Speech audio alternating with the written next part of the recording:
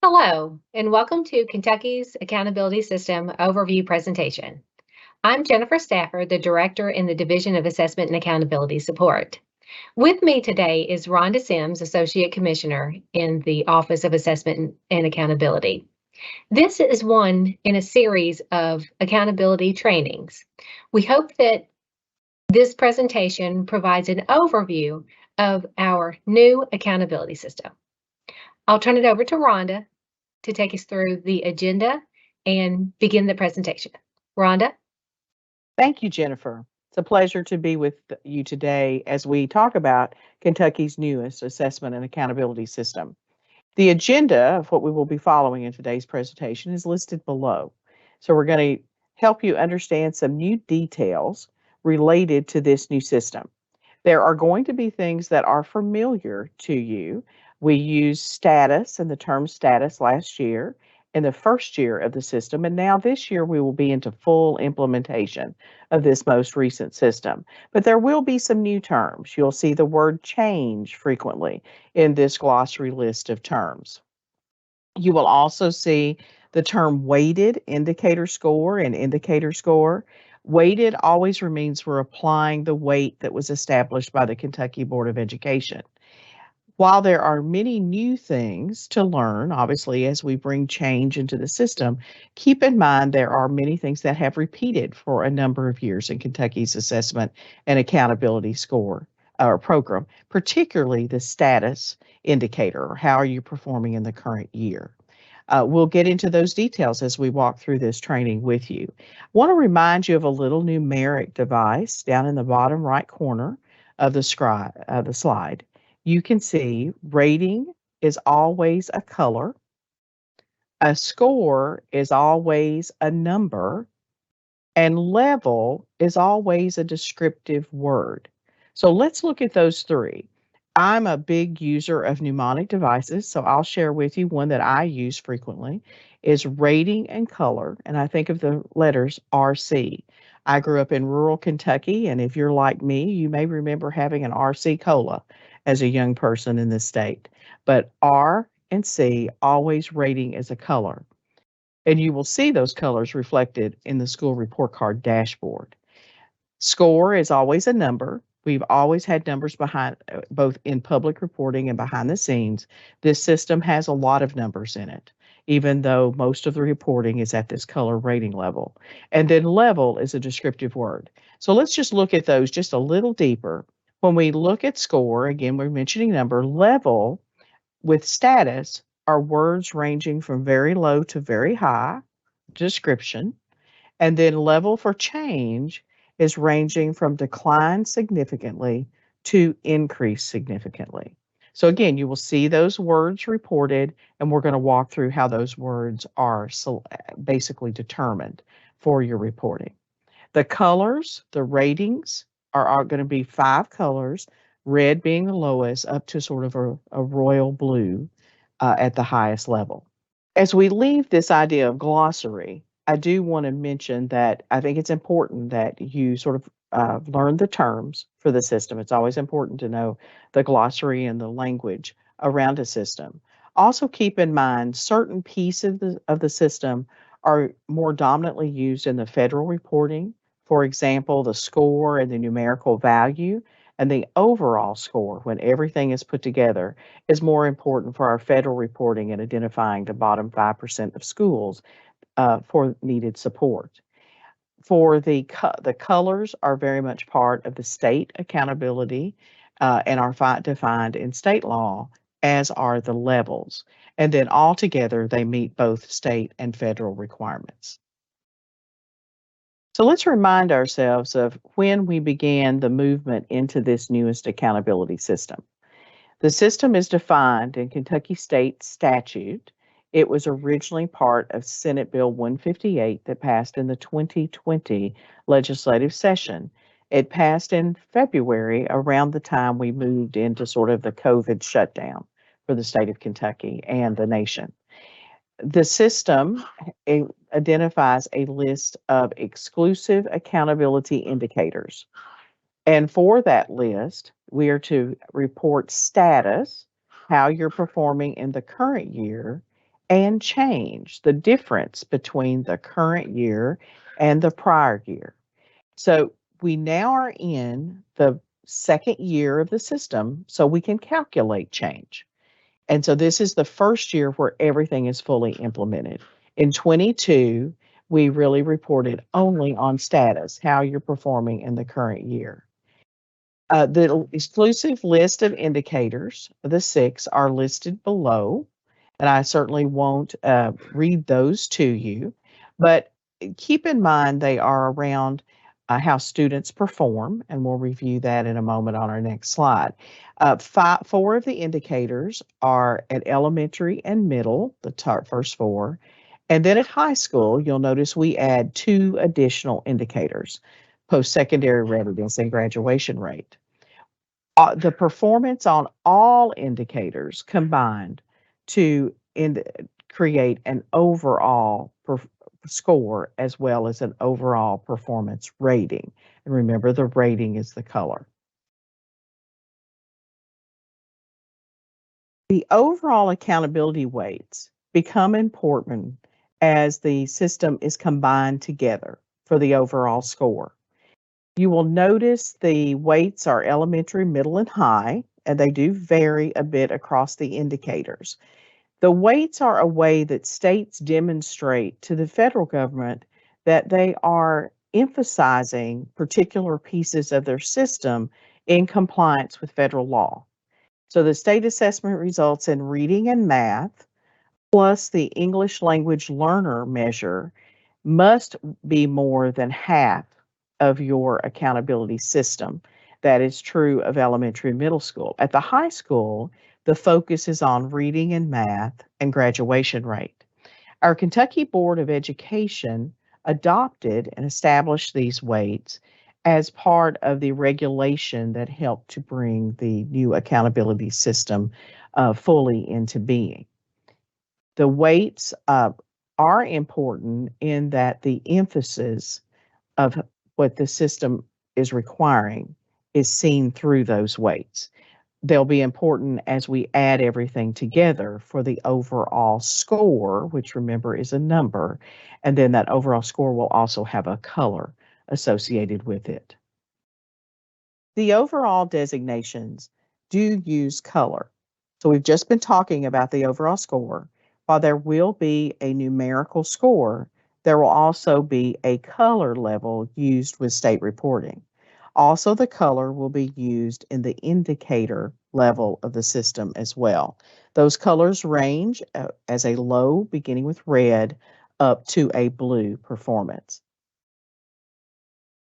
When we talk about status scores, this is the piece that is most familiar, I think, to many Kentuckians who have worked in education and implemented the state assessment accountability system. Status scores, and that term is used for current year performance.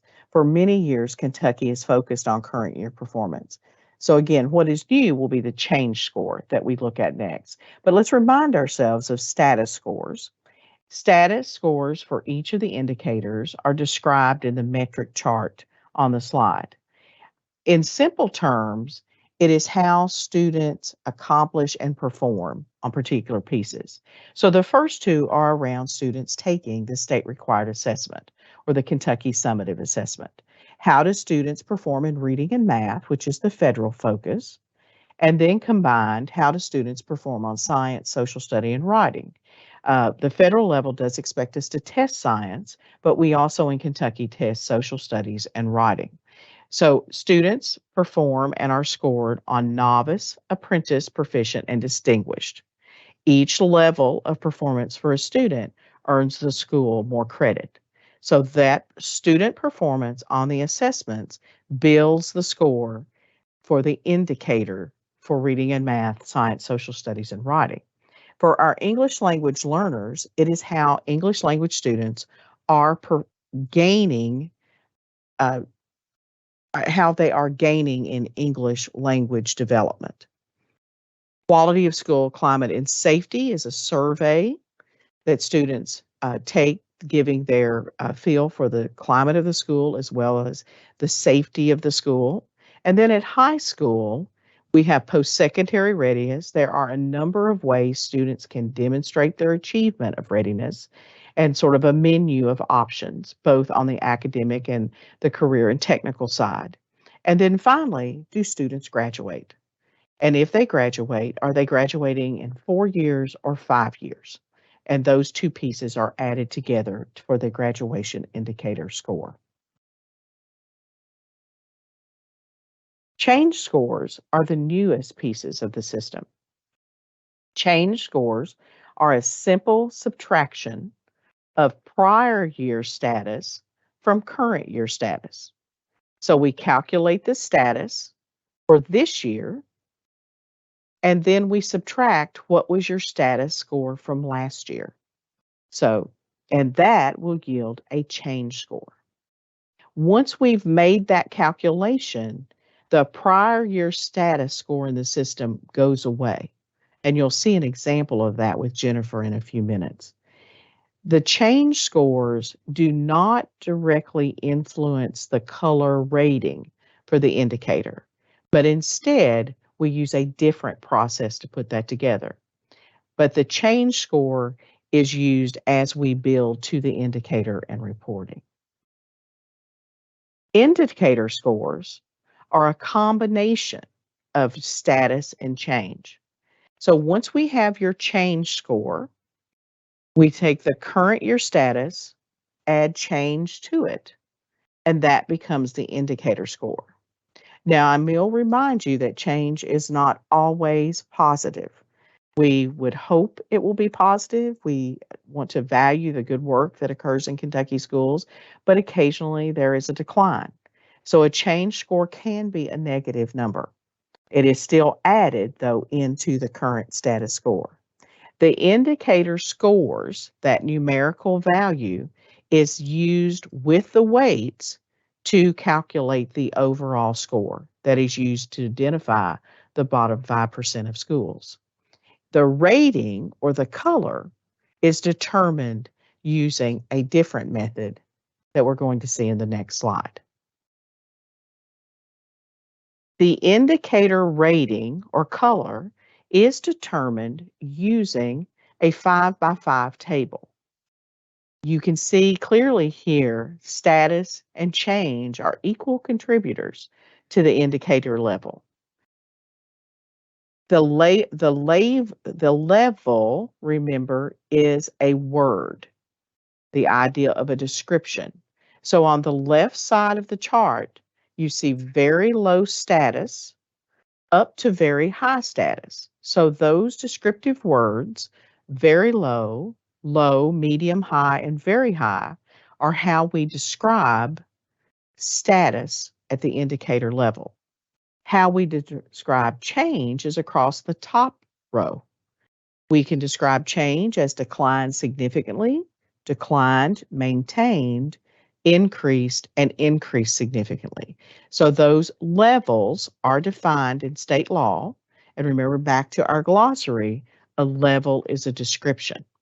So how these come together to have an indicator rating or color is where your status and change intersect.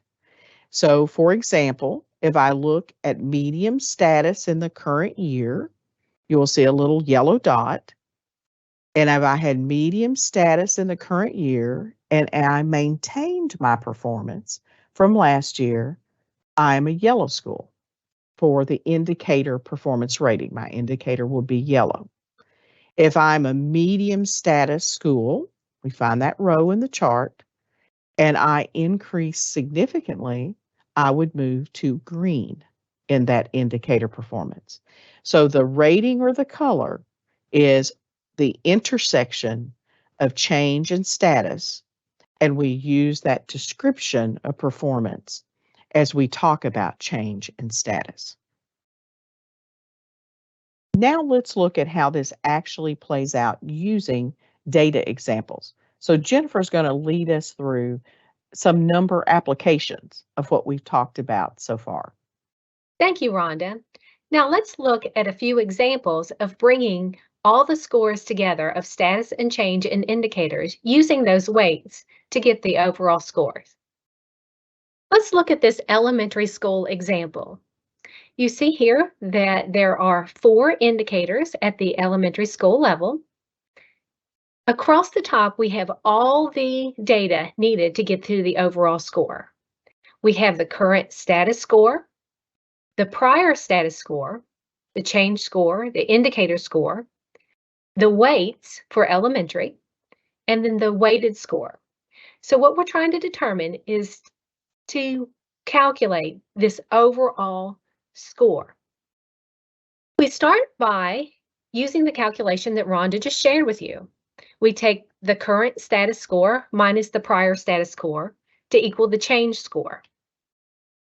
Once we have the change score, you can see that the prior status score falls away. We set that aside and add together the current status score to the change score to get the indicator score. Once we have the indicator scores, then we multiply the indicator score times the weight to get the weighted indicator score. Once we have all the indicator scores for that particular school, then we add them together to get the overall score. Now, this is really simple math. It's adding, it's subtracting, and it's multiplying to get that overall score.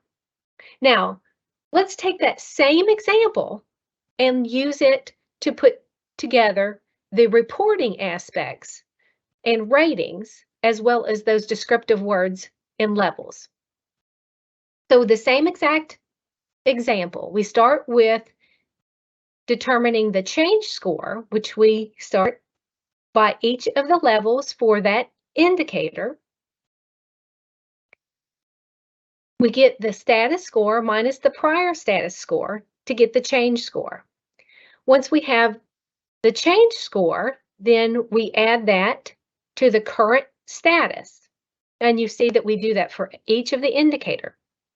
And I'll note for you that change, again, is not always positive. And you can see here in this example that the Quality of School Climate and Safety survey data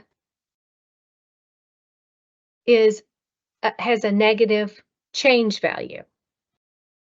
So using those current status and the change scores, we get the levels or those descriptive words. So for each of these indicators, you'll see here at the indicator for state assessment results in reading and math, we have that 65, which is the current status, plus the 5 of the change. We use those two numbers to determine for reading and math indicator the status level and then the change level. We'll take those same current status and change scores across the other indicators for this example of science, social studies, and writing indicator. That would be the 55 of the current score and the 5 for the change score to get those descriptive words and those levels for status and change. And we'd do the same for the other indicators at each of the school levels. Once we have those descriptive words, those levels for status and change, we use the 5x5 color table then to see where those two levels intersect to yield the indicator performance rating, or that color. Returning back to the score for the indicators, we take the indicator score times the weights that were established by the Kentucky Board of Education to get that weighted score.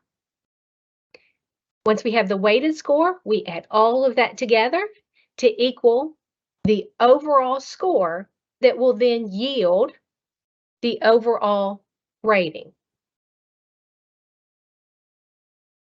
Now, looking at this 5x5 color table, you can see that the indicator rating is impacted by the status and change levels.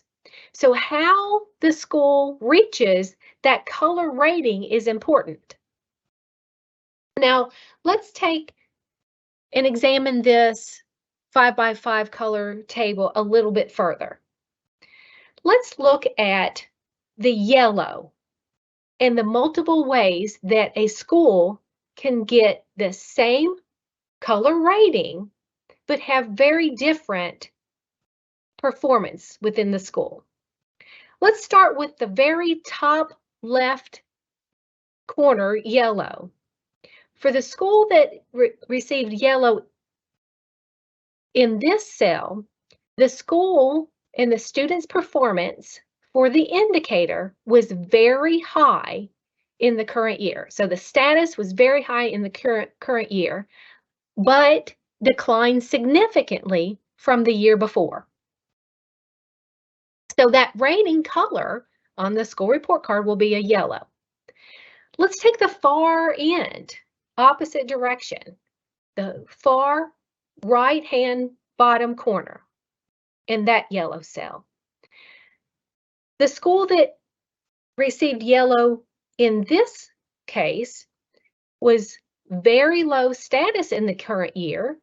However, they really increased. They increased significantly.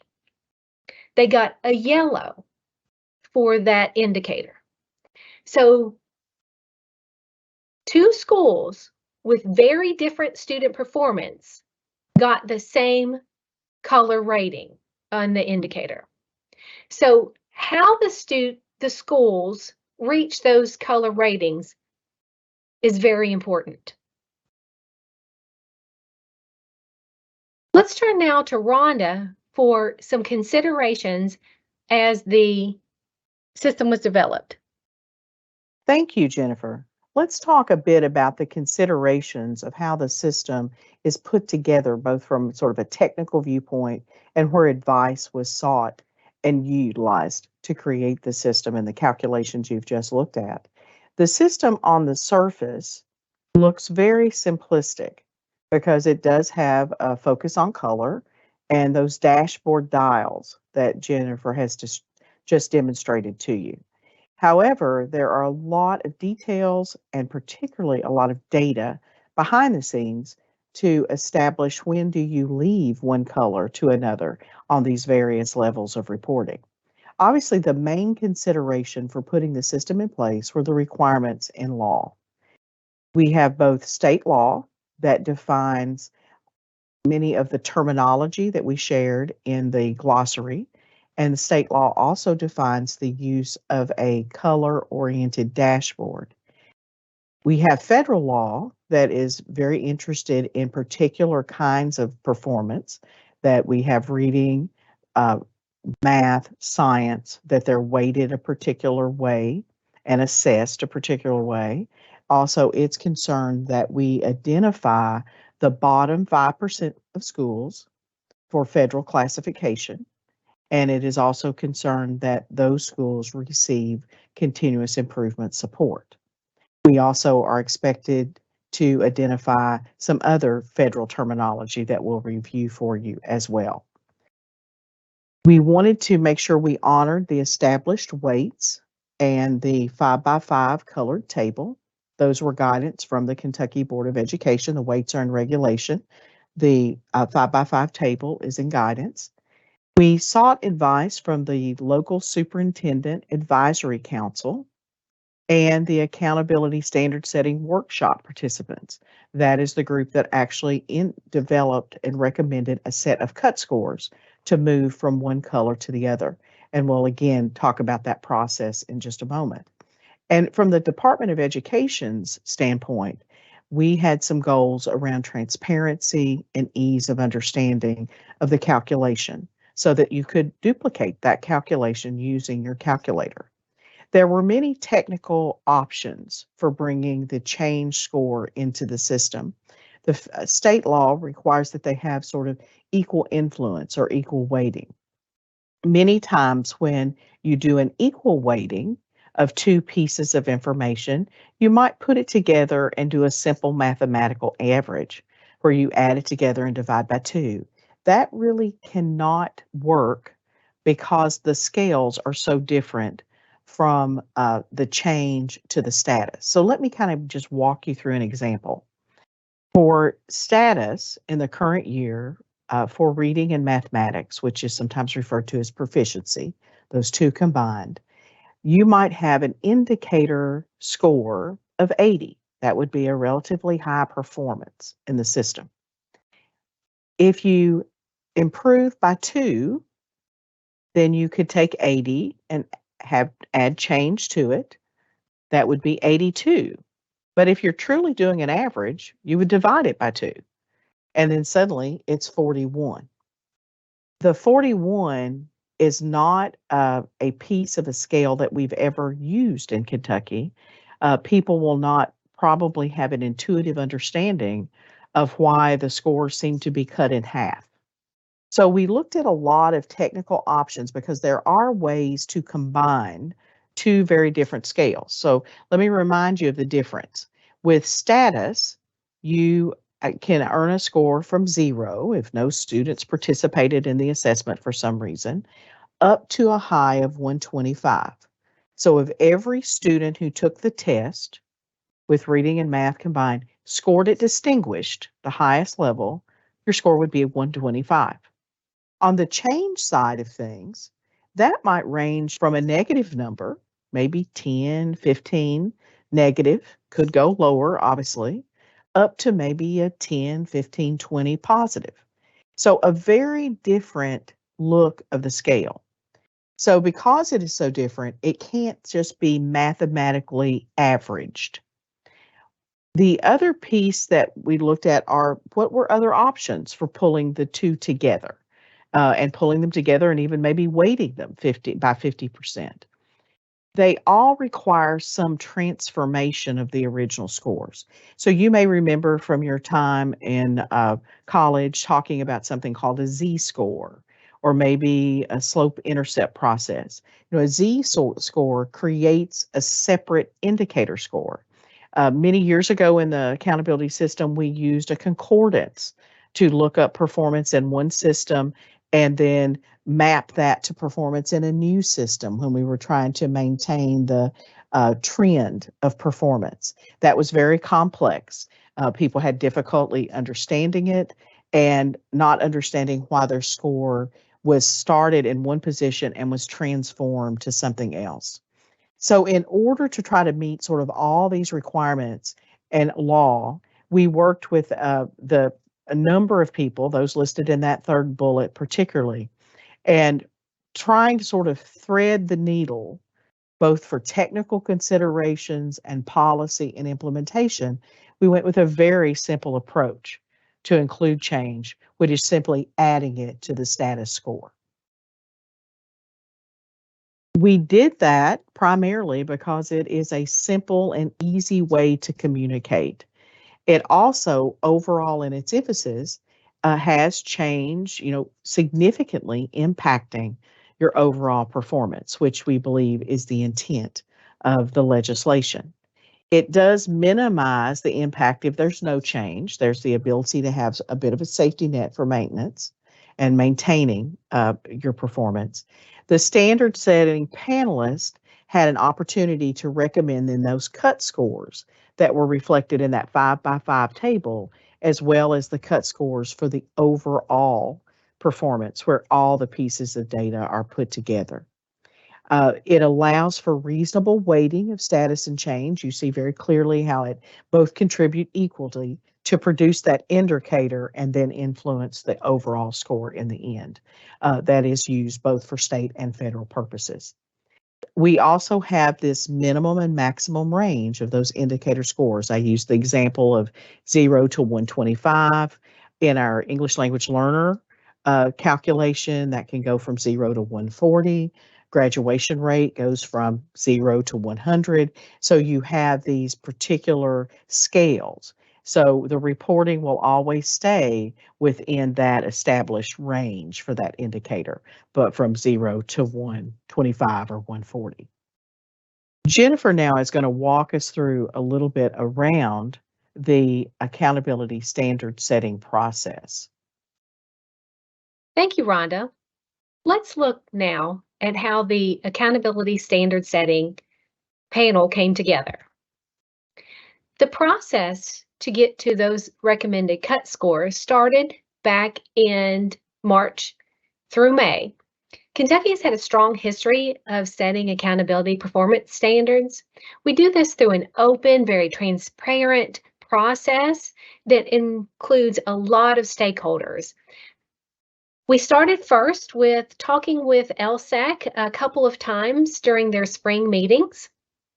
We wanted their feedback and guidance as we went into developing the system. Then we worked with our accountability standard setting panel. They worked in June to develop some performance level descriptors. In June 22nd and 23rd, they had conversations about what it means to be at those different levels for status and change. They talked individually and in group discussions at their table and large group about what status means to be very low, what it means for a school to be low, medium, high, and very high on those descriptive levels of status. They really grappled with change and that overall performance rating. Since change is so new, they really had a lot of discussion about what it means to be significantly declined up through significantly increased. After that June workshop, we were able to get the scores back from our Kentucky Summative Assessment as well as our alternate Kentucky Summative Assessment and moved into the September workshops where our accountability standard setting panel had data that they could look at. So over the course of September 13th through 15th, they had multiple rounds of looking at data and using professional judgment to recommend cut scores. And those cut scores are those points along the scale that transitions one level to the next. So for example, in status, those status levels, those cut points that move the level from decline significantly to significantly, or that declined significantly to declined, or declined to maintain. They looked at those different points along those scales to recommend those cut scores for those transitions. And again, they had time to work individually, they had table discussions and full group discussions. And you can imagine bringing 29 very passionate people together around accountability cut scores, that we had very rich discussion and lively debates on what these mean. At the conclusion of the workshop, there was an evaluation. The Center for Assessment facilitated the panel and the establishment of those recommendations along the way. And at the end, there was an evaluation. And in that evaluation, 100% of the participants either agreed or strongly agreed that the meeting was well organized and they had adequate opportunities to express their opinions. And in the end, although we had lively debate on those cut scores, there was a unanimous vote to recommend those cut scores for the status levels, the change levels, and those overall performance ratings. Now, these are the members that were part of that Accountability Standard Setting Committee. You can see that we had Kentucky Board of Education members, we had several superintendents, including the chair of the local superintendent advisory council. We had district assessment coordinators. We had our EL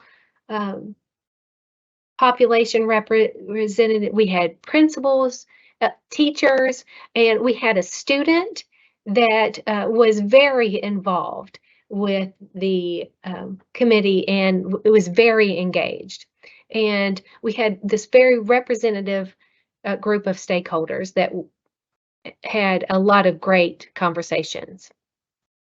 Now, the focus that they had for the participants is they wanted the accountability system to drive instruction.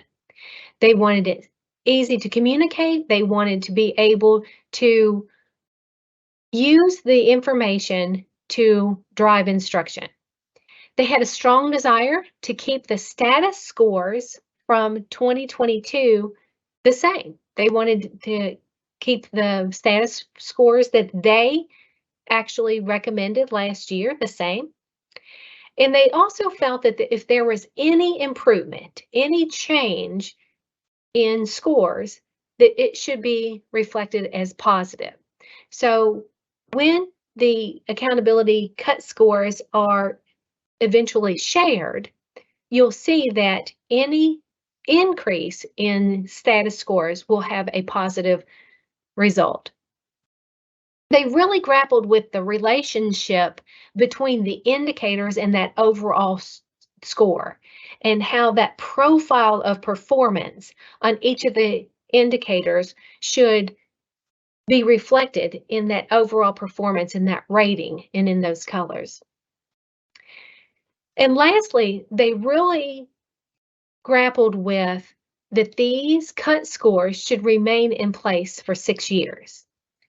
Now, it has to demonstrate meaningful differentiation of our school's performance.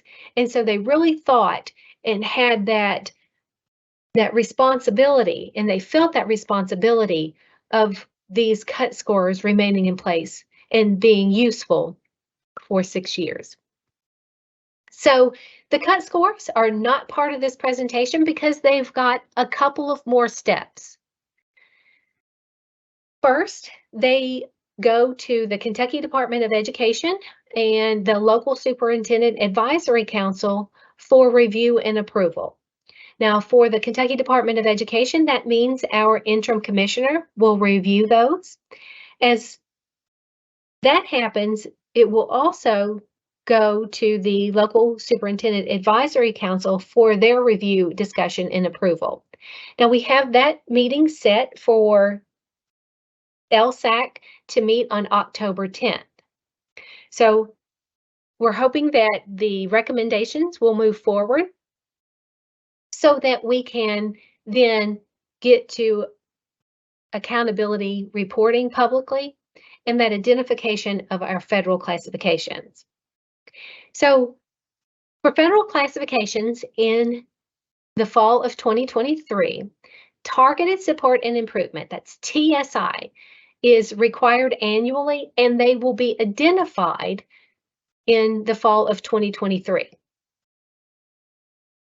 Now, targeted support and improvement are those schools that have individual student groups that fall below that bottom 5% or are performing at or below that bottom 5%. Now, the bottom 5%, the comprehensive support and improvement, whether that's CSI 1 or 2, will not be identified until the fall of 2025. However, we do have to run the system as if we were identifying that bottom 5% cut, because we need that cut of bottom 5% to determine if the schools that are currently identified as comprehensive support and improvement are able to exit. So we also have to run the system to determine if those schools that are currently identified as targeted support and improvement are able to exit. So there is a need to run the complete system, although we're not identifying the bottom 5% this year. There's a need to run it to be able to identify both targeted support and improvement for identification and then the exit for those schools that are currently have federal classification. There's a little bit more in-depth training on that federal classification in that back-to-school training that was released earlier and is linked here on the slide. So the next steps and a few resources. We started in the fall taking steps toward public reporting and making sure the quality of our public reporting is there. We started in the fall, in early August, with our fall data review. Building assessment coordinators, district assessment coordinators, and others had the opportunity to review for participation. We had the opportunity to review for 100-day accountability and make any changes to student demographics that may have been needed. I mentioned that we rolled into the standard setting in September, and then that upcoming special Local Superintendent Advisory Council meeting October 10th. If the recommended accountability cut scores are approved, then we'll move into the Quality Control Day, which is the next step in the quality control process. That's a day for district assessment coordinators to review the accountability data for any systematic errors. Now, October 17th, that tentative date, will be the first time that district assessment coordinators will get to see that tentative accountability data that will include those federal classifications, the overall score, the overall ratings, all those scores and ratings at the indicator level, and then those levels of status and change. After the quality control day, if there are any errors identified, they will be cleaned up, and then public reporting in the school report card will be sometime either in late October or early November. So we'll communicate the timing of that public release of the school report card as we near that date, and all of these steps continue to be finalized. A few resources are available for further exploration of the accountability system and understanding. We also have other video recordings and presentations on the specific indicators within the system. There are a number of indicators at each of the different levels, and this overall accountability training series includes a recording and presentation on each of those individual indicators within the system. Thank you for your time and attention today. And if you have any further questions, please do not hesitate to email us and reach out. Thank you. Have a great school year.